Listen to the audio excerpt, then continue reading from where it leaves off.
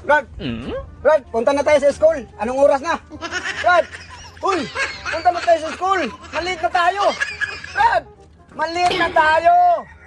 Gulo-gulo mo na may sagot ang Anong tao eh. gulo? Doon ka na magsagot kasi maliit na tayo. Anong Hala. oras na, oh? Uy, doon, paano magsagot? Hindi na to matawag og assignment kung doon ako sa school. Assignment nga eh, di ko Assignment? mag-ano eh. Doon nga yung assignment mo. Doon na yung Huwag kang assignment. magulo daw! Ba't huwag magulo? Kaya itong sinasagutan ko, kailangan ng mga scientific dong. Yung tagang malalim na mga English talaga. Meron ba yan sa krito ng scientific? Wala naman. Ay, ibahin mo ako kay Piso Norman. Iba yung mga classmate ko dong kay ako mang parating mag-perfect.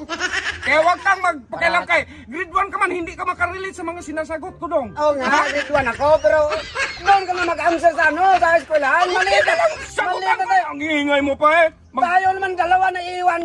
Nandun na yung mga classmate natin. Yun nga dong, magtahimik ka dong.